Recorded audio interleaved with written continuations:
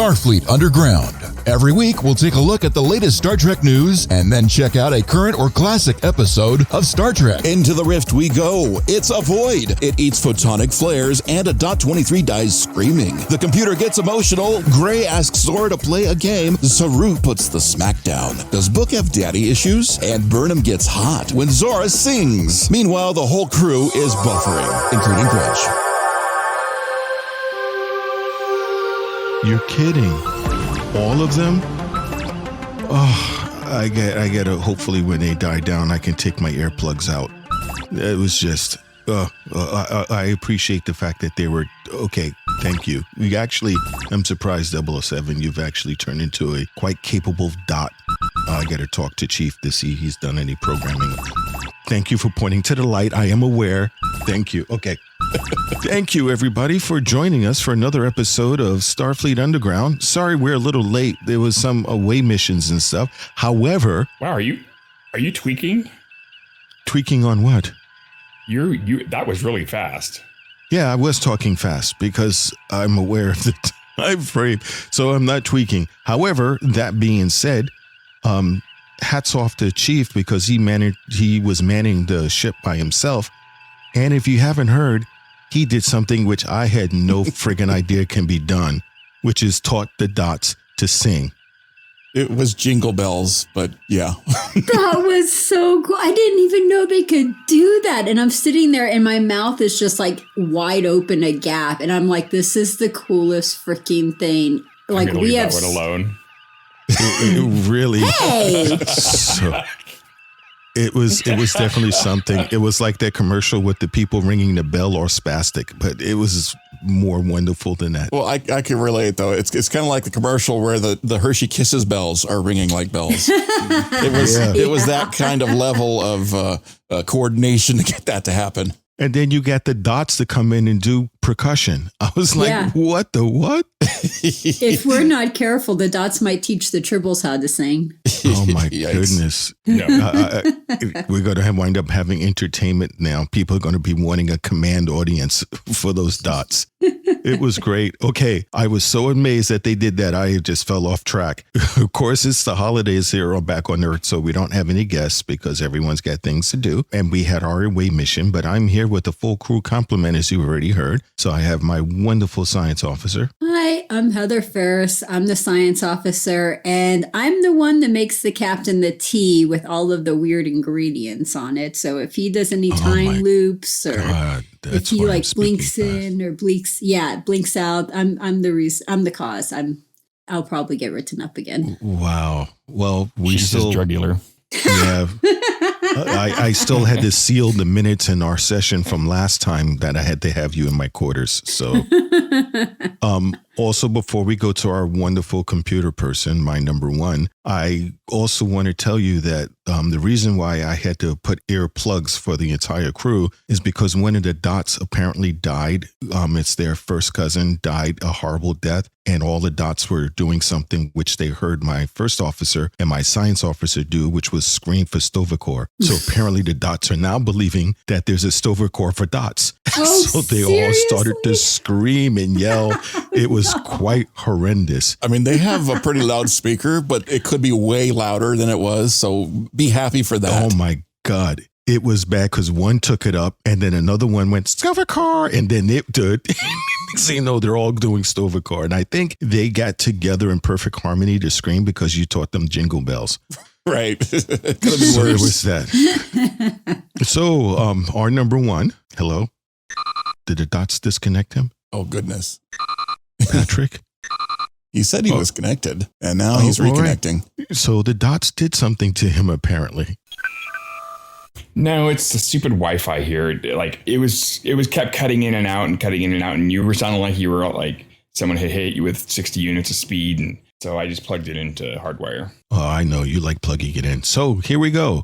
We have my number one. Hey, I'm Patrick. I'm the computer guy. I'm number one, and I'm also the foreign species liaison. So whenever you meet an alien, just let me know. And oh my God, he can make a hat. Yes, he can. Wow. Aw. I got this beautiful Christmas gift that was done by number one. Well, thank you. I won't tell you what he mixed in with the fibers, but I'll let you discover that for yourself. If you guys are listening and you want a hat made by Patrick, join our Patreon where you can get that if you join one of our top tiers. Oh, the top tier. It's actually, it was really worth it. It's a custom, completely hand done hat. I mean, wow. Yes, I won't say what is in the fibers, but if it's really cold, it'll shrink on your head. When it's hot, it loosens up. Heather, you might get pregnant if you put yours on. So just be careful. Whoa. So I'll put mine on my dots. Okay. Yeah, Dot will like it.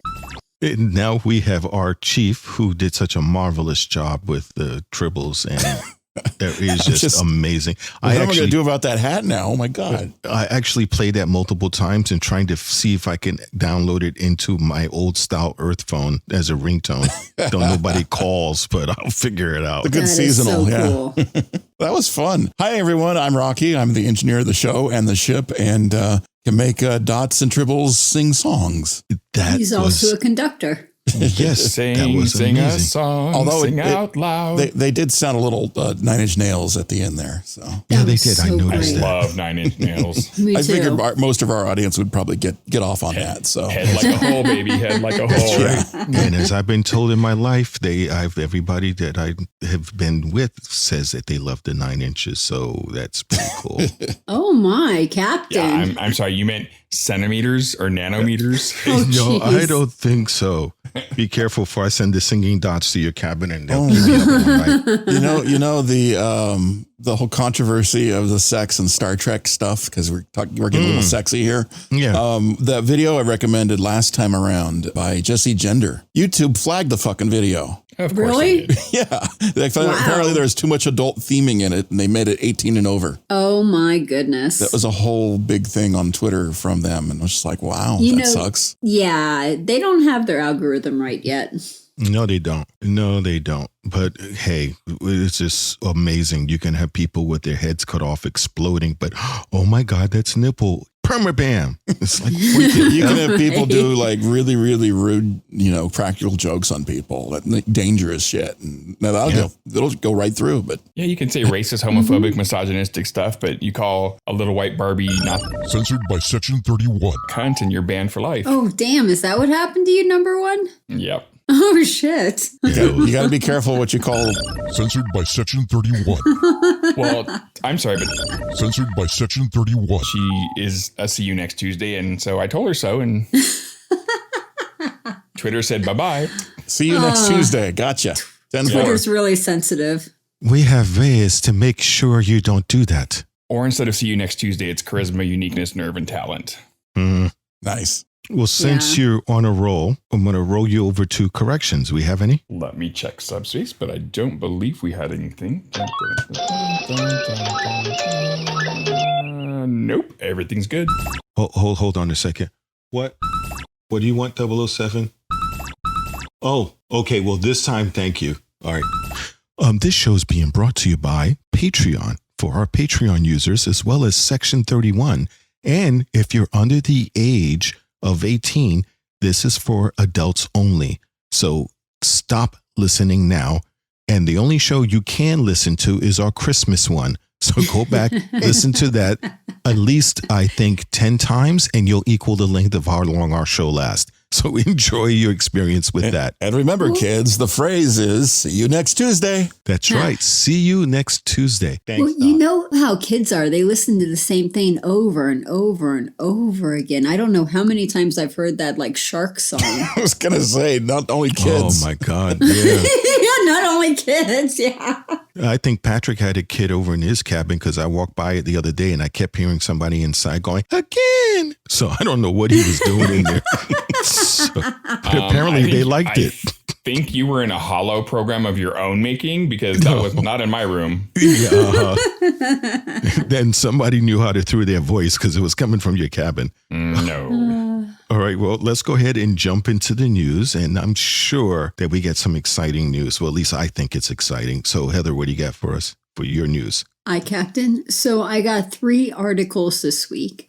The first piece of news is Discovery. The mid-season finale, season 4, episode 7, will air this week. And then the next episode, episode 8, will return February 10th, 2022. So they're going to make us wait at least a month before we see the next one. The second piece of news is Mr. Spock's ear tips were donated to the Smithsonian Air and Space Museum. So now you could see that at that museum. And the third piece of news is it was teased that the Borg Queen will show up for next season of Picard. So I'm really excited to see how they integrate her into the show. Wow. Is she going to arrive in a cube or a sphere? I don't know, but I'm guessing if they do that time thing and 7 and 9 was never a Borg, maybe she was never a Borg either. Huh. Because we do have Q mucking around. So this is going to be really interesting. Yep. Huh. That's got me in deep thought. And so please give me another article because, I get in trouble if I go too deep. Well, I can go if Heather doesn't have any more. I had 3. I gave out 3. Okay. Oh, I thought you had another one you was going to use. I'm sorry. I was just thinking about that Borg Queen deeply as well. So was I. There's something hot about Borg Queens. Yeah, get your mind out of the gutter. It goes right to the gutter with the Borg Queen. That's the best place to take the Borg Queen. She's gorgeous. Extremely. And scene.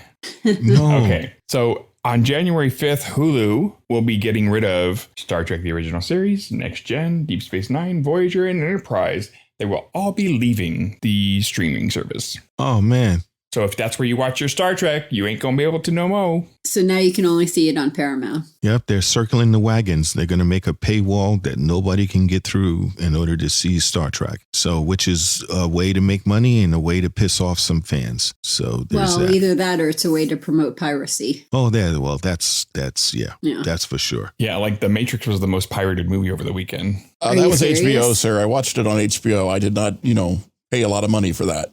Yeah. I went and saw it in IMAX. Did you stay awake the whole time? Yeah. So how was it? What'd you guys think? Did you like it? I did. Yeah.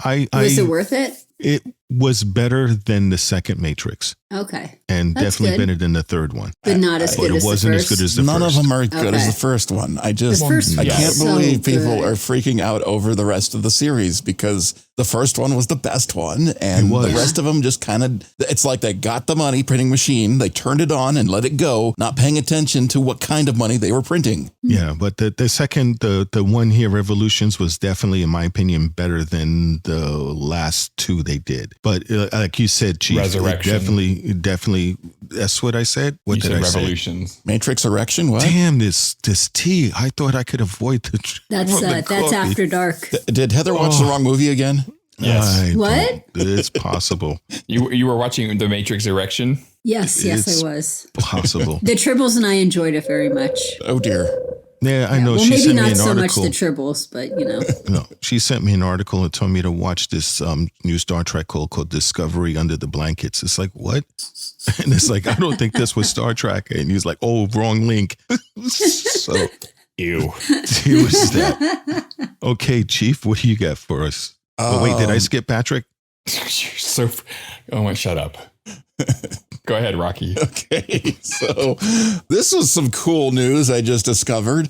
Apparently, IDW Publishing is going to do a miniseries, a 4-issue, like a comic book style miniseries. And it's going to start, the thing's going to kick off with the backstory on Grudge the cat. Oh, that's going to be amazing. And if that's not my enough to get you, like, gosh. if you're laughing at that instead of going, oh my God, this is going to be awesome, because it totally sets the stage for a trajectory establishing Grudge as the greatest feline spacefarer of all. I've got to read that. Haven't we had so many stories about pussy in space already? I want to see how the pussy becomes queen. Space pussy. Yeah, we've never seen a queen puss. So So if that doesn't excite you, there are 3 more after that. You've got one that'll focus on Ensign Tal. Ooh, Lieutenant cool. Kayla Detmer will be another one. And then if that's not enough to whet your appetite, Science Officer Linus. gotta buy it. All these characters are like deserving of a mini book story. I'm like, I agree. They're going to get me to spend money on this because I'm like, I can't Right. not get this. This is going to be awesome. Get Kudos. take my latinum already. Yes. I have happy news. Anson Mount has successfully mounted and gave birth, well, his wife gave birth to his daughter, Clover, on December 4th. So there's a new addition to the family. And I will say is sometimes you see a baby picture and they look like an old man dipped in motor oil, but his daughter is adorable, the little smile. So it's really, I can see how come he's extremely happy. So it's him and his wife, Dara Trang. They were married back in 2018. So it's most awesome. And a little bit of bonus news because we were away for a bit. There's an article out there, and I should just not even put the links on the show notes just to make you guys use the internet properly. But there's an article out there from Collider where Jonathon Frakes talks about how he started directing and how that door opened up, and as well as his history as a cosplayer. So if you where he was working for Marvel, and that was his first job, was cosplaying Captain America. I want to see him in a scant. Yeah, I don't know if he would. And plus, they'd have to make the scant longer from what I heard. So those are the news articles we had. We had no corrections, and the Dot came in and gave me an antidote to whatever Heather put in. So he should be good to go now. So now, notes. Here we go. Heather. Okay. No, it's not Heather. It's me. What? Crackhead. I hope it's Anyway, Patrick. It's Season 4. This is going to be a really short show, but it's not Patrick. All right. Wait. It's 007. I thought you said you gave me the antidote to this thing. What do you mean it was just a mixer? Rocky, just mute him. The antidote. Just keep going. So Star Trek Discovery, Season 4, Episode 6, Stormy Weather. Teaser. Book walks in as Michael's making a family tree. It's his dad's birthday, but Book would rather question the interstellar nations about the DMA than celebrate his old man. Zora's got some feelings, but the system check says they're on the natch. All crew to stations. We're heading to the subspace rift. Boy, it's dark in here. Let's send a Dot out and see if we can put some light on this situation. Ooh, it's hot, hot, hot. So hot the Dot burns up. Red alarm. I just want to say the Dots poured out 1040 oil for their homeboy Dot 23 on Discovery. Yeah. They poured a lot out, and I had to clean it up afterwards. We had a big mess. They were really upset. I was upset too when I heard him scream. Oh my God, he was screaming. I think our Dots were like traumatized after seeing that. I was traumatized after seeing that. That was Right? depressing, man. That was so sad. And then they, on YouTube, on the Paramount YouTube channel, they just do a section of that clip where the Dot dies and it screams. And I'm like, that's so horrible. I think they did that for the horror films fans. That was definitely torturous. It was really, really, what do you call it? Too graphic. It was graphic. Like nails on a chalkboard. That too. Yeah.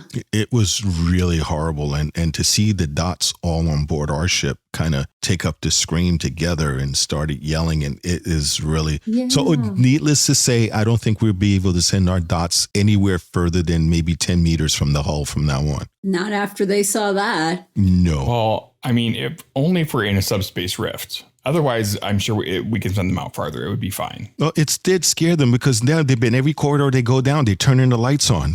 They don't want to be in the dark. Yeah. Yep.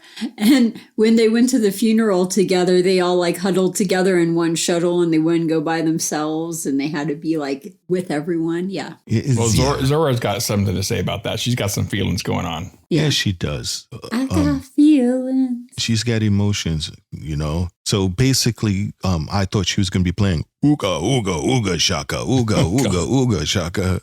Well, those of you who don't know that song, never mind. It was a long teaser. It was 10 minutes. Yeah, it was very long. We saw the chance of Adira is getting separation anxiety about Gray. It's like, I don't want to leave you alone. It's like, I got this. But no, I don't want to leave you alone. I got this. Then leaves. And then you could see the look on Dave's face. They were like, well, maybe I don't got this because I am all alone. He's like, wait, everybody left? I'm the only person left in the bar? Awesome. I'm going to go drink. No, I'm kidding. I'm kidding. Probably felt useless. It's like when you stay in one of those fancy rooms and the refrigerator has all the stuff. It's fully stocked. And you pull the one thing off and it sets off the sensor. And then you have to pay $40 for a piece of candy. And then you have to pay $40 for a $4 candy bar.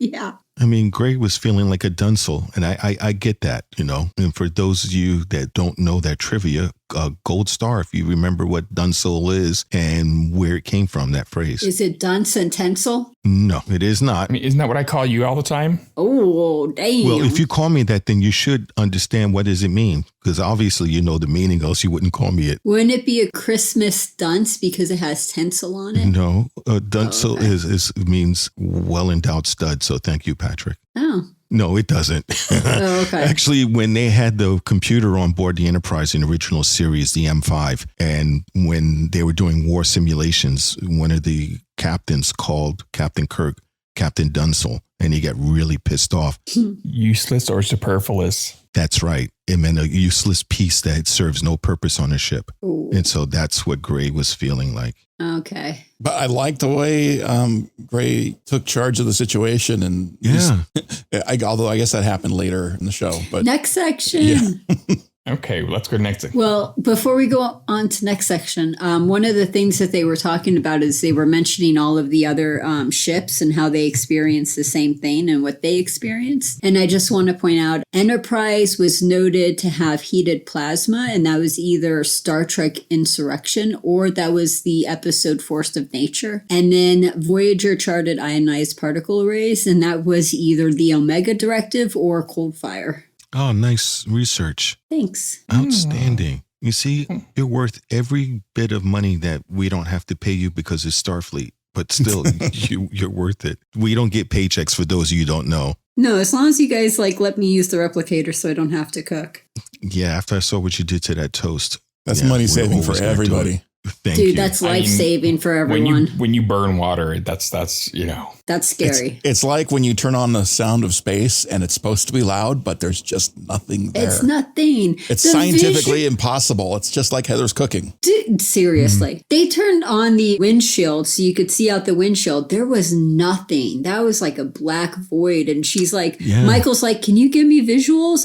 Those are the visuals, Captain. I was like, oh my God. Somebody take off the lens cap? Okay. It's almost like I was told there was going to be rocking and motions in this space. Why is there no rocking and motion or sound? Nothing. Yeah, it just went like one of those things when you drive on a highway and the highway's got these little bumps on it to keep you from speeding. Then all of a sudden you hit blacktop and it's like just freshly laid blacktop. And then your car is suddenly smooth with no sound, no rattling, no nothing. It's amazing when you hit that stretch of road and like, wait a minute, that's not my normal standard highway I usually drive on. Oh, you mean you're not supposed to swerve from left to right as you laugh maniacally? Shit. Well, now I know for next time. Oh, now I know why. When I get in a car with you and then you scream pinball and you start going from all the way to the left lane, then all the way to the right lane, then all the way to the left. It's so much fun. Oh, that explains a lot. Good thing kids don't listen to our show because you'd never want to try that at home. No. Yeah. We are not good at being Role influences models. for kids. Thank you. I appreciate that. Definitely not. Okay, now Let's move on to the next act. Oh my God, can you wait till I say it? No. We were saying it together. And now you're quiet. Act 1. Let's play half an hour in heaven. Oh, wait, I meant the darkness. Follow the yellow brick. Oh, damn, it's dark. It's so dark, let's send out a lens flare. Oh crap, that burned up faster than the dot. We got 33 minutes to get our shit together. Zora is verklempt, so Grace suggests they play chess. We don't have any more power, so let's get the frack out of here. Michael gives the order, but Zora doesn't know the way home. They try to use the spore drive with Book navigating, but a power surge knocks him off the controls. The rift is affecting the mycelium network. Yeah, they went to take the long way home. Take the long way home. It's Thriller, thrill of the night. Dun, dun, dun, dun, dun, dun, dun, Okay, now I have to mention the relationship part of this act because there was a lot of uneasiness between Book and Stamets all over the place. And they actually were willing and working well together. Is that, okay, well, let's go ahead and see if we can jump. And Stamets is like, well, I got to be on sensors here. I don't think. And then Book is like, well, I can do it. I think that's the next section. No, this is the section. That's the end of this section. Yeah, Stamets is he's got to delegate. This is the first great time to learn how to delegate, which I'm like, I can actually relate to this because people notice that sometimes I have a inability to delegate, so I try to do everything myself. Yeah, that's why we don't have many engineers anymore. Well, if you stop trying to be like a conductor and teach the dots how to sing. Technically, they were being taught how to do percussion. The Tribbles were the ones singing. He's right on that. Mic drop. But I do enjoy the fact that how Stamets and Book have progressed in their relationship or their bromance. Yeah. And the only thing I didn't like is that I understand they're close to one another, but Stamets would have got written up in the military when he says, I need more power. Would I have it in my pocket? Dude. It's under his chair, which isn't existing. It's like, yeah, that's right. It's like, no, there is no more power. And finally, how can you get more power? There is no more power. You got to call Tim Allen. Tim the Tool Man. Of course. Duh. I ran into him at a movie theater. Oh, wow. Seriously? Did you spill your drink or what? Took a picture with him, too. Oh, cool. Was he nice? Yeah, did he spill his drink? Of course he did. I mean, how could you not when you see this? I mean, he is a very tall and, handsome gentleman, so. But I'm talking about Patrick, not Tim. Oh, thank you. Oh, thank God. I was wondering. Oh, my God. And then I learned he was a 45er, and that was it for me. So, but yeah, this action, God dog it. Where is he with that antidote? This act was really good. I liked the relationship going back and forth, as well as the side eye that Denver and yeah. Detmer and Woshikun. Thank you. Give each other. It shows that they have a good friendship and relationship. So I thought that was really cool. I want to learn more about them. Yeah. I wish they had more episodes focused on them. I was enjoying how on it Detmer was. She's like, got the time differentials. And she's like, well, if you calculate that, you can know the speed. It's like she went to geometry class and can figure out how long it takes to get the train there to Denver when you have to take an iceberg to the Titanic at 3:30 in the morning. Right. But just like, wow, I'm like all for that. Go Detmer, go. Yeah. Well, I like that Gray was able to calm down a supercomputer. Well, so wait. Did somebody say, shall we play a game? And I'm so surprised that nobody said global thermonuclear war, because that would have been like the game to play to distract your computer. I'm serious. That would have been cool. The computer was already doing the explosive, whatever you said, war. The computer was like, she's freaking out over the small stuff. That was interesting, that the external sensors made her numb to what was going on outside, so she could only concentrate on what's going inside. Going on inside, and it's all the little that details. kind of an episode. Well, my note was saying Linus is getting hot. That's what I wrote down out of all the things going on. That's what stuck with me. So go Linus. Would you like to play a game no, it was the other one. It's like, how about a nice game of chess instead? So that was, yeah. Oh, thank you, Doc. Hold on. Let's see if this is going to work. Now, hopefully I'll be straight. This wasn't a mixer, was it? No. Okay. I thought you were straight. Oh. I am. My underwear all says exit only. Sorry. I thought you were supposed to tattoo that. The Photonic Flare, basically they've used the Photonic Flare as a light source in a couple episodes. They used it in a light source in the Next Generation episode in theory, and also in Voyager, the episode Night. I'm just loving your research, Heather. Thanks. Oh my God. That's pretty cool. Thank you. Mm-hmm. Are we ready to move on to the next act? Well, yeah, let's go for it. Yeah? Okay. Act 2. Da, is that you? Let's play chess. Anyone want a space-cicle? The power surge brings Book's dad to life, a hologram. Who's Terex? And why isn't he hunting down the people who destroyed his planet? Did you see that, Paul? That was my Da. In sickbay, Culber explains that Da was a hallucination and it will go away eventually, but the particles left behind in Book's brain from the surge may tell us the nature of the DMA. It's a new day playing chess with Gray. Zora detects something outside in the hull. Red alarm. Zora informs Burnham of the hull's anomaly. Dr. Pollard is sent to check it out. Hull breach, hull breach. Ensign Cortez becomes a space-cicle. Zora tells Gray what happened, and Gray reminds her that if it weren't for her, more crewmen would be space-cickles. We need options, people. Gray thinks Zora can help. Yeah. When I thought, again, people who watched the show said they wanted more science. This section, I think, gave us a lot of science of trying to figure out what this is. And we have something outside, which is, and Zora's like, who's that knocking outside my door? Go away. Don't come knocking no more. Could it be that it's cold outside? Oh, my God. Guys, just because I made the Tribbles sing a couple songs doesn't mean everybody has to carry a tune. You get me. And you need to get the words right if you're going to try and sing the song. Well, I was paraphrasing if he right gets off. the words right, down. we have to sign a waiver for him or something or other. Thank you. I think he was hoping for the Tribbles to join in as backup singers. Yeah. I think you need to make the captain a space-cicle. Well, I'm sorry about that part with this song. I was really upset for a moment because the guy just flew right out the ship.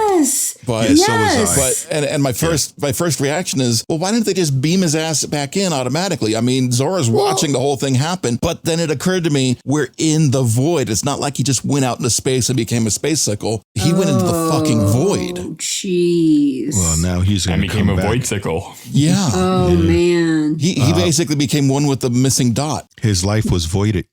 Oh, my God. Rocky, mute him for the rest of the show. Well, he was voided. When I saw him the first time, when I saw this whole scenario happen, I was like, holy fuck. And now that you explain that he went out into the void and he was voided, that's a double holy fuck. Oh, my God. I give him a credit, though. He was professional to the end. He thought he could just He was going to save the ship, trying to hold the things together with duct tape and whatnot. I mean, the guy went out like a fucking hero, but he did save the ship. No, he didn't kind of go out as a hero because he should have remembered that even if it blows up, there's containments that would have cut down and kept the explosion from going elsewhere. So he missed that class. Okay, you're right. You're right. The line that Burnham asked, did he get out? And the answer was no, but he went right out the fucking hole in the wall. He did get out. He went right outside, but there's no outside anymore. So yeah, that was pretty dramatic. I hope he enjoyed his 15 seconds of fame. He got out, just not the way you wanted to. No. He magic missiled the darkness. So yeah, he's out there. And what about Book's Da showing up? That was weird. Now, communing with mushrooms, that's a waste of talent. That depends. I thought that was an accurate assessment of a father that was not approving of his son. Well, I mean, if you're going to take mushrooms, that's the kind of, hallucinations some people have. But you wouldn't have seen him without communing with the mushrooms. So, what's up with that? And you notice he kept calling him Terex. Yeah, that was his name. That's why it was interesting. Is this a subconsciousness of him allowing it to be seen by him? Or was this really communing with the spirits? Yeah, either way, his dad was an asshole, but... That's true. That's very true. I'm going with it was a hallucination. I think he was hallucinating and making it up, and it was his subconscious. I think it was something, I agree. I think it was something, the phobias and fears and stuff he had buried down deep, and it kind of just like a toilet backing up, and all that shit just came to the surface. So, it was his inner self-talk manifested into his father. Yeah, I think so. Because there's a lot of things where he said that earlier episodes that he had doubts about as well. Mm-hmm. They were kind of echoed in this one. So he was already thinking about that kind of thing. Yeah, I think it is. One of the other things I think when they were examining Book made me realize that Culber isn't the chief medical officer. He's not? That's true. No, because that woman was there and she was like talking over him and re-explaining things, and she was primary and he was off on the side. He is the chief medical officer. Dr. Pollard is not. Then how come she was just like shutting them down? Because I don't remember who was also in that scene, but whoever was there wasn't understanding what Culber was saying. So she was clarifying. Huh. I thought she was the main doctor on the ship. He's not the main doctor. He's like the other doctor. Like the ship's got multiple doctors. Yeah, because he was missing. Well, I mean, wouldn't a new doctor have come aboard when he died? So when he came back to life, they already had like a new doctor on board? I think she was just promoted, or maybe. What was her name? What was her name? Did anybody remember her name, Patrick? Dr. Pollard, which I said in my preview. Censored by Section 31. Wow. Are you turning on your toys during the podcast? No, my battery went below 50%. So stop using the vibrator. Seriously, he's got one of those smart vibrators. So Culber is the senior medical doctor. Okay. So Tracy Polar. There you go. So senior medical doctor. That's the official answer. Yes. Wow, she's got a lot of history. I just pulled her up on our. Are you pulling up her files, Captain? Yeah, I am. She's presumed dead. Are you looking at her OnlyFans? No, she doesn't have that one. She presumed dead when Discovery disappeared. So apparently Starfleet's not watching the show like we are. Yeah, you're getting the old data. That's not the spare data. They haven't updated her file. She was just a physician. So so Patrick, it looks like you and your vibrator is correct. That's actually the sound effect when they were trying to do things on the bridge and they couldn't figure out because they were in the void. That was the same sound effect the computers were making. It was like they kept trying to try everything and it would go, okay, we'll rewrite power and do this. And it would do. That's the same sound my vibrator makes. That's the same sound that Patrick's vibrator also makes. Wow. Small world, right? Who would have thought? Of all the sound effects that were easy to download and use. And I thought you were using something in your room when you told about engineering. I need more power. Now I know what's going on. Oh my! Well, sometimes double D's don't work. You know, you need more power than a double D's. Double D's can work for me sometimes. Okay. Goodness. It looks like she was injured back when she was rescuing Reno from the Hiawatha. So she's been around. So she's better now. She's better now. The sensors are, wait, am I in the right act? The overwhelming. Okay. They were figuring out that why Zora is freaking out because her senses were overwhelming her, but emotionally she was being overwhelmed. It wasn't technical. It was emotional. Yes. Well, this goes back to Patrick's thing that he said last week about having a sentient computer may not be a good idea. And I can get that because now Danger, Will Robinson. Danger, it's the wild card. You don't know how the computer's going to react over all the minutia. Or if they're going to freak out. Yeah. No, and you got to have become some psycho killer. You got to have basically a teenager and the captain doing therapy. Yeah. Well, whatever works. As long as you can settle and focus on what needs to be done, I think that makes you a useful computer. Well, she was very useful. I will say that, but I got something to say later on in the next act. That's next section. You're right. So yeah, that's pretty cool. Anything else we're going to say on this one before we let Patrick loose? Well, OO was wanting to run into engineering and reinforce the shields, and Saru said no. And Saru whipped out this is not a debate. Oh, yeah, that's right. I mean, like, he slammed that door. Yeah, he wasn't messing around. Dominatrix Saru. Seriously. It's like that anger I barely keep contained. I'm going to toss it your way if you disobey me. Well, she didn't realize what he did on his extracurricular time, which was fight for the WWE. That's true. The Saru Slam. Yeah, and the Saru Scream. I thought you could get that at Denny's. The Saru Slam? I'm making me hungry. It's dinner time right now, right? Let's go to the replicators and get some food.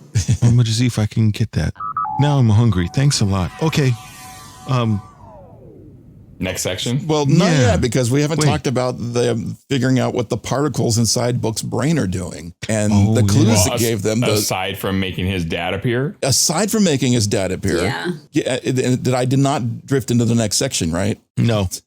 So they found that it's related to the Galactic Barrier. Oh, good point, Chief, because that's really strange. Isn't that like a condom? No. Oh, that depends on where you put it. No, that's a genital dam. You really shouldn't put the Galactic Barrier right there because it's pretty hot. Like you'd burn your cock off. No, you're thinking more like a diaphragm. Rocking with your cock off. Beware of those black holes. But they figured out the big black hole, the DMA, was from outside of their galaxy. Which gives me, again, to make me think that maybe this is something to do with the Iconians. Because I don't think the Iconians was in this galaxy. I think the Iconians came from... Actually, that is the next section. The Iconians? Where they talked about where the particles came from. And when they talk about the sonar, the kilohertz. Mm-hmm. Am I in the next? Okay. You are in the next I am section. badly scrolling over here. Carry on. Patrick. Okay, so Act 3, 10 minutes at 218 kilohertz makes for a crispy crew. Feelings in Stormy Weather. Zora appears as a holographic display and explains about the micro-variances in the hull. Saru believes they can get a signal out into the void, but no one knows how. In sickbay, Da berates Book, calling him a coward. Da insists on blood for those who destroyed Quajon. Book is doing what's right. Da calls him Terra again. That's not my name, Book insists. Awoshikun wants to help in engineering, but Saru orders her to stay at her station, sending a Dot instead. Zora is feeling guilty about Ensign Cortez. Burnham and Gray assure her that that's completely normal. In sickbay, Stamets tells Michael the solution is the particles in Book's brain. They came from the barrier at the edge of the galaxy, and we can use them to get out of the void. 10 minutes until shields fail, we can track the particles using a ping at 218 kilohertz, but it will take longer than 10 minutes to get out of the void. To the pattern buffer with all of you. The captain will stay with her ship. Awoshikun explains to Saru about her friend dying when she was young and she felt helpless and offers him an apology. Da haunts Book on his ship. Book believes that the spirits go on, so Kaim and Leto aren't really gone. Book tells Michael he loves her before transporting with Grudge to the buffer. As Michael dons her EV suit, Zora deactivates life support. Focus, Zora, you can do this. It's getting hot in here, so take off all your clothes. Oh wait, sorry, wrong song. Zora, bring the crew out of the buffer when it's safe, Michael says. Zora offers to distract Michael with her own version of Stormy Weather. That's the song. Oh, that was good. I like that. It really, again, we're looking at science. It was kind of cool to see them all get together and try to brainstorm. You know, and you have the one person that says something they think is intelligent, but it's not. Let's fire photons into the darkness. No, seriously, if you fire them all at the same time, the same direction, it should knock some shit out, man. Dude, I feel that way every time we do this podcast. That you want to fire photons in every direction? No, that I screw up when I talk. No, you don't. We'll just put you in for 10 minutes at 218 kilohertz and we'll make for Hey. a crispy Heather. As long as you're not throwing me out the airlock, we're good. Like you guys did to me. Yeah, that was so funny. There was no void. You avoided the void when we did that. You're not going to like it when Yeah. I stick you in the microwave. Oh, dang. We have one big enough? No, and she wouldn't like it when you stuck her in a regular sized microwave either. I will fold her down until she fits. It's like, did we get a new addition to the galley walk-in microwave? Yeah, don't walk in the microwave. That's a bad idea. No. Yeah, that's You can cook a lot of popcorn really fast, but don't walk in there. Now, this section here, when it comes to Book with his Da, a lot of the things he brought up, Book had other issues with about vengefulness, because he was, I think a lot of it goes what Heather is saying as well. A lot of this is his subconscious, you know, being blood for blood, because he wanted to go after this thing. He wanted to figure what happened and go after who killed the planet with everybody. So it's like deep-seated guilt.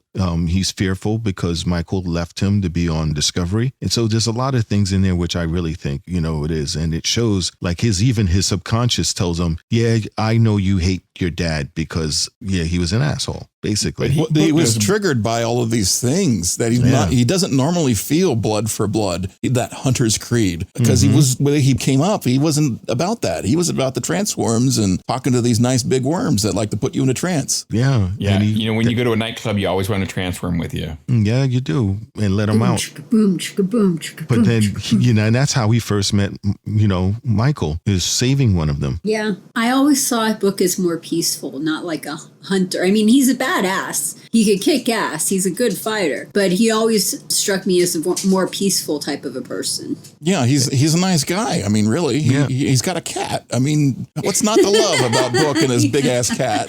Right. And, you know, his cool-ass spaceship. And he's not using it for hunting down transworms. I mean what a nice guy. I've got 3 cats, so I'm like 3 times as cool. Yeah, but your ship is nowhere near as cool as Book's ship. Patrick is just swimming in the pussy. Yeah, he loves it. He cuddles all of it. I'm constantly coughing up hairballs. So, but stop kissing them I off. was going to say, stop eating so much pussy. seriously, I can't help it. When I go to bed, they like get up near my face and I end up with hairballs. you're like, come here, let daddy lick you. No. Now, Book's name, Tarek, I wonder if that means in translation for his language, that means some sort of warrior or some sort of, because he said that's not his name anymore. Well, I mean, and that's the kind of relationship he has with his father. It's like, no, I don't want your name that you named me. I'm this. Yeah. That's what's going on, and to have that subconscious, you know, to be that messed up with the mushrooms, that subconscious is talking with you and poking you as you go along and driving you even more crazy. That's kind of weird, right? It really really is. Now, this is the part that gets me a little bit. When they're trying to figure out what's going on, and Michael says, Gray, Zora, come to my ready room. Why would she need to tell the computer to come to her ready room when the computer's already there? The computer is everywhere. It's very weird. And in fact, when the computer appeared on the bridge for the first time, they're like, that's Zora? That was so cool. It's like, you mean you haven't met Zora yet? You've been on the bridge this entire time and you haven't met? Okay. I think Michael is just trying to treat Zora like a member of the crew, which is why she said it that way. And then as far as Zora being a hologram version of herself, I love that because we see the evolution between this is the first time she's showing herself to humans versus in Calypso where she's the actual human form and she's this woman. I really love seeing the evolution between both of those. I agree with you. It's kind of like the baby style of her as she's maturing and understanding. And like you said in Calypso, you see the depth and breadth of her maturity. So we're seeing the more of the Atari 2600 version of Zora versus what we get later in the future, which is like the HAL 9000 version. Right, exactly. We see the evolution. Ooh. Tarek. Book is Tarek Jr. because his dad is Tarek. Oh, that's an even bigger slight. Wow, man. Yeah. He And just, they come from a family of killers and poachers. So not only is he rejecting his dad, he's rejecting his dad's name that was given to him. Yeah, and the job of being a killer and a poacher. Now, did he talk about in this section or is it the next section where he talks about being forced to hunt by the Emerald Chain? Yeah, that's when his dad said it. Yeah. I think it's this section. Yeah, it is. Yeah, and, I think it's a section. And the thought of being tough versus weak or being in love is weak. But being in love is what Book wants to do. I mean, that's braver than being a tough guy, right? That mentality in there is what struck me in that section. Well, this goes back to what's happening in the 20th century when you talk about toxic male masculinity, where you have boys that grow up and it goes, you can't cry, you're a man it up. Why are you showing emotion? Or you got guys that knows how to run a sewing machine. Like there's nothing wrong with that. Yeah. How dare you? You're acting like a woman. It's just like, please. Betty White said this. I'm sorry to jump in, Patrick. I'm going to do this really quick. Betty White said this when somebody says grow some balls. She says balls aren't tough at all. She says if you barely hit one, they're going to be on the ground in agony. She says they should say act like a pussy. It can take a pounding all day and keep going.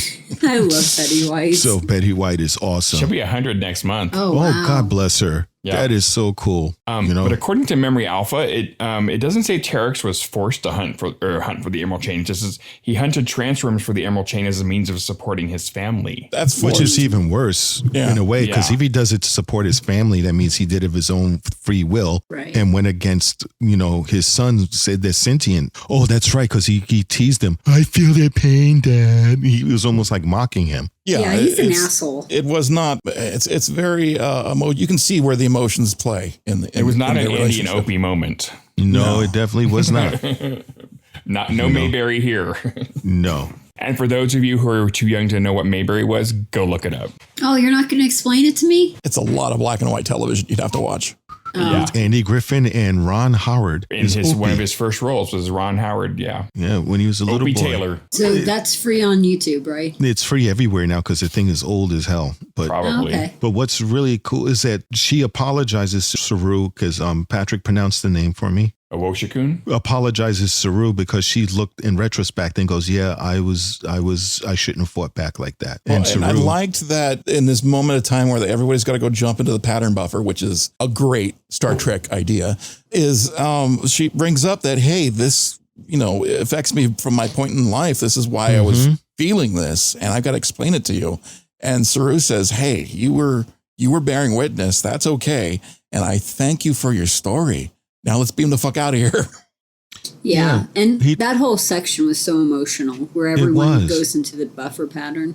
When you're buffing the whole crew, that's gonna be some chapped lips. You gotta have a seriously heavy duty buffer to get the entire crew in there and Grudge. Because she's a big old girl. That was the biggest cat carrier I've ever seen in my life. Yeah, but there was this one alien that had like a huge bulbous head. It's like I never seen. His head was like wider than his shoulders. Did you see him? It was like for a split second. They were showing all these different people. You. No, my head's not that big, and the camera would have had the pan lower. But no, it was really. There was one alien that I never saw him on the ship before, but he had a big ass melon. So if anyone was confused, if anyone's listening to this and they were confused, when they were doing this, they were beamed into the transporter, but they weren't beamed out. So they were just held in the transporter, and they could do this long term, which they showed in the Next Generation episode Relics, in which Scotty was discovered in the pattern buffer over like 7 decades after he put himself in it. Wasn't it 84 years? Was it 84? I could have sworn it was 84 a lot. years. It was a lot. When you ask a transporter, which is a very, very specific and temperamental device that you got to take good care of, he put it into a test pattern mode and then beamed his ass into the test pattern buffer. And it would have worked great, except for he didn't bring his fellow crew member with him into the future. I mean, you got to wonder,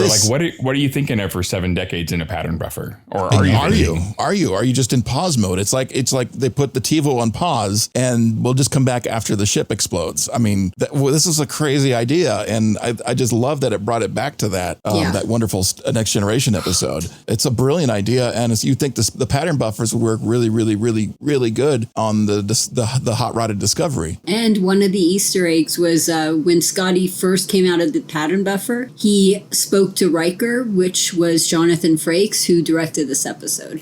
Oh, nice. Yeah, right? That's pretty cool. Nice connection. Yeah. That is. I love the connecting tissue they do with all of the rest of the Trek. That's awesome. Me too.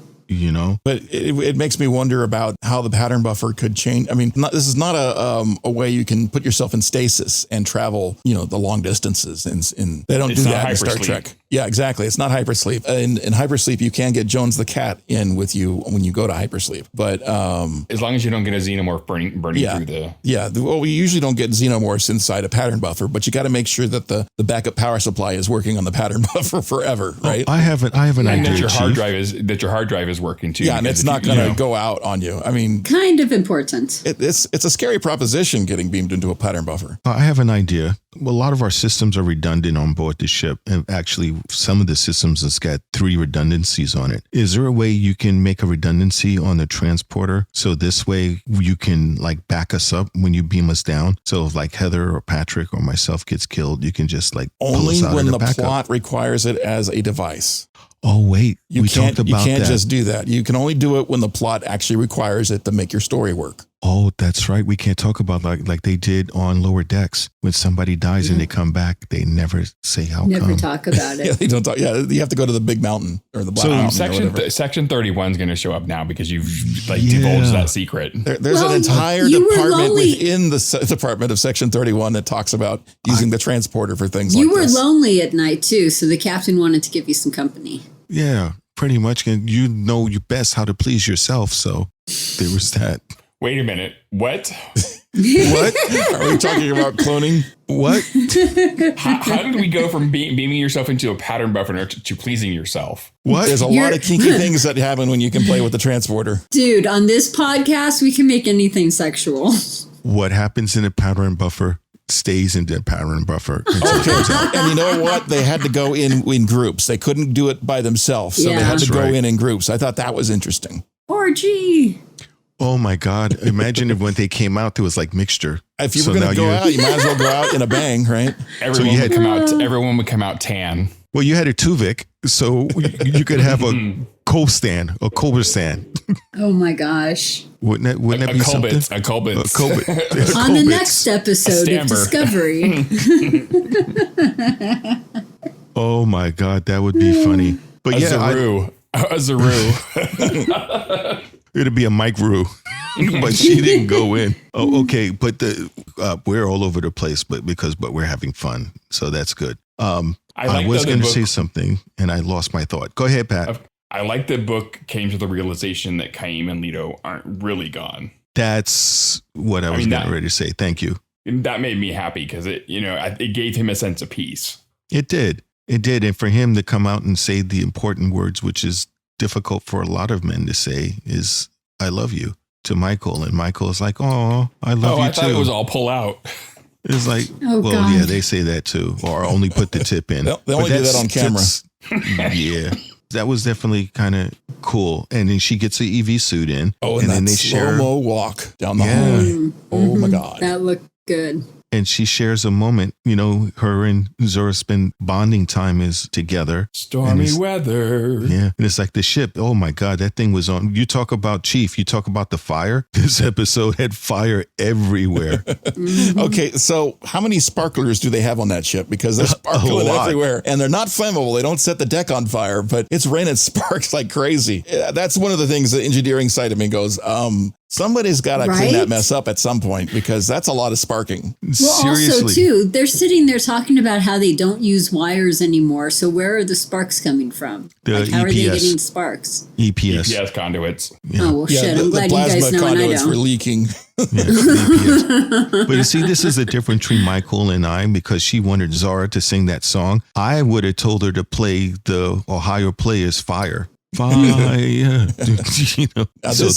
This is in the next section, right? What? Is this in the next section? No. Okay. Are we? What's in the next section? I see in my notes that this was in the next section. The fire? No. Well, Zora sings the song at the end of Act 3. And the ship's on Are fire. you sure it wasn't that happened in Act 4? No. No. Oh, come on. Yeah, and the ship is in fire. You Not shouldn't according to drink. Memory Alpha. Oh, You should fuck not- Memory Alpha. You should not drink any of that tea that Heather leaves out for me, Chief.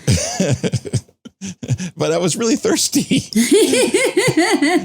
It might fuck with your senses and your ability to talk. And my ability to take notes, apparently. But they go into the pattern buffer and then then they go to black. So Why's it got to be black? because they don't fade to white all the time. Because it's the void. Because they're in the void. That's true. Black voids matter. Okay. That's right. They were in the void and black voids matter. So I guess we finished with this part. Okay. Because Next section. you see her in a lot of pain as we fade to black. There are parts of me. Wait. There are that was parts sad. of me. Yeah, I feel like I'm dying. Oh my God. That's kind of sad. She's getting like frostbite, but burn bites and parts of her are burning off, and she wasn't screaming like the wussy Dots. Yeah, but she was being a scaredy computer. Come on. Those little bitch dots. Seriously. Oh my God. Man up, Dots. Oh my God. Grow You're up being hair. Have a eaten. little empathy for those poor machines, sir. Oh, I know. Wait. No, I was joking. Don't come in and just stare at me. No, I'm sorry, okay? It was a joke. They're going to turn their eyes red.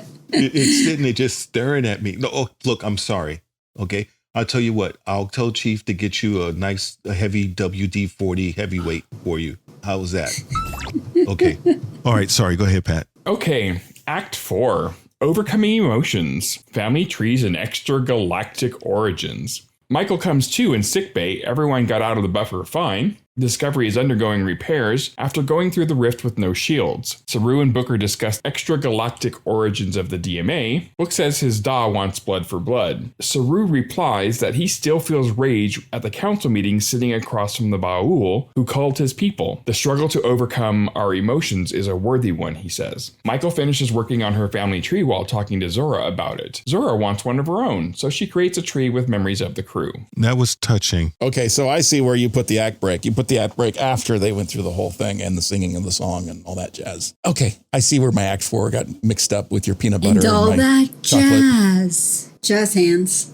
Yeah, no, that's Jazz hands. The singing that's voice. Chicago. That's not Act 4. And all Whatever. that jazz. The singing voice of Zora is amazing. Yeah. She's she got was some amazing. high resolution singing capability. Mm-hmm. It's about time. And I liked that Burnham told her that you use the fear. You make decisions, but when you suffer, it makes you stronger and more empathetic. Totally. Yep. Well, Even I mean, that's the Data. thing with fear. You have to, if you just sit in it, you're not going to get anywhere. You have to, You have to take a step. you have to push through it. And that's the only way you're going to grow. Well, Michael suffered this episode. That was a lot of shit she had to go through. She was burned, man. She was cooking. Yeah. She was Burnham. Oh, no. Oh, jeez. Oh, my. Oh, wow. Oh, my. And you talked about my Oh, void. wow. Wow.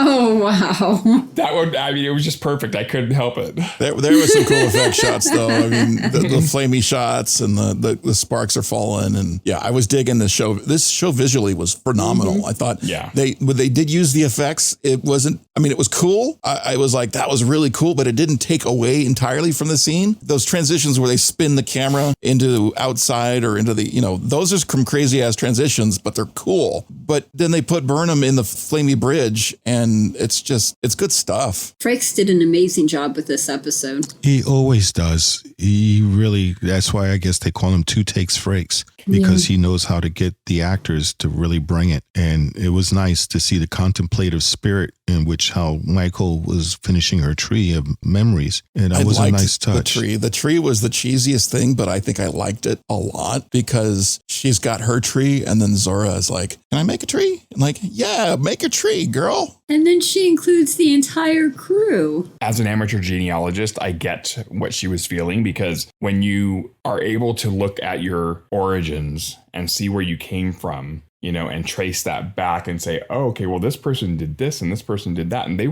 lived in this time and they lived in that time. I mean, it's really cool. I've actually traced my mom's dad's family back to the 1500s in England. See, that is cool. That's a lot of DNA samples, sir. I was going to say, apparently it's only cool for you because everyone else is silent. He filled up like 7 test tubes. I did. Whoa. 7.5. Oh, that's true, because you shook. But it was, you're right. In order to tell where you're going, sometimes you got to look back at where you came from. And that like me, helps. I have in my tree, I'm related to Martin Luther King. I'm related to Harriet Tubman. What? Yeah, I'm related to Lucille Ball. I'm related to the Wicked Witch of the West. Dude, you might want to check that. I think there's some problems with your genealogy thing if you're related to the Wicked Witch of the West. Nope. Okay, you're related to the Wicked Witch of the West. I'm not going to dispute that. I wouldn't dispute it. That's freaking cool, man.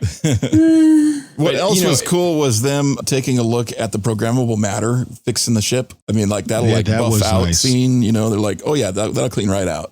It's a good reset for your starship to be built out of programmable matter. Yeah, I mean the hull. I mean the hull was just gone. Yeah. I mean they cooked the hell out of the ship. You can't just you got to rip that off and put a whole new skin on.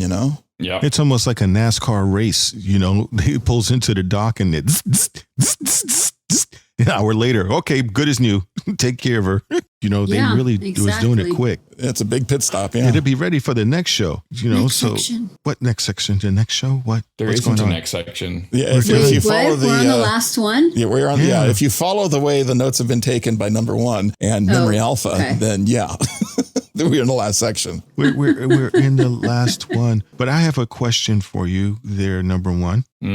What's the name of this week's episode? And what's your rating? Oh my God, you moron. I said it at the beginning of the show. It's called Stormy Weather. No, the next one. Oh. To connect. No, what you said, what's the name of this episode? No, next one. But to connect. So you're connecting? You're going to connect. He wants to hook up with somebody's ass. Yeah, I think that's what it is. It's a butt connect. So what? You going on a date? Would you connect? What's the name of the next show? This is horrible. Oh my! Wait, what? That is the name of the show? Oh, thanks, Dot. Okay, all right. So next week's episode is going to be But to Connect. All right, thank you. You could have said that. Why you got to send him in here to tell me? I think he did that on his own, sir. I said it a couple times. You did? And all that jazz. Yeah. But I enjoyed this, so let's go for ratings on this one. So, Heather, what did you think? I give this episode an 8.5. I think they wrapped it up really well with the shipping repaired, Book accepting his father as a ghost, which means his family isn't gone, Zora and her new family tree of the crew. I really love how Zora's like a member of the crew, and I love the emotions that they gave her and how she's like a part of the crew. She's a member. It's just, I love that. I think Frakes did just a really amazing job directing this. I agree. How about you, number 1? I'm gonna give it like a 7. I mean, it was really good. It didn't It didn't like grab me, but I mean, there were a lot of interesting. That's the next episode when we do the butt connect. Well, if your butt's connecting and grabbing me, then we have a problem. Well, I mean, you could, do the butt connect and also grab. Is that a dance, the butt connect? It's a new dance everyone's doing? Connect.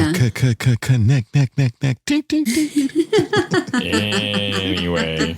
Okay, and Chief, I'm going to get it a high 8.5, even 8.5, 8.75. But it really felt like the entire writing crew took a college course in psychology. It felt really psychology based on this episode, like really like more than usual. And it shows to me. But the parts of the story were really, really cool. I mean, aside from the lack of surviving Dot in the void, or that other guy who went into the void.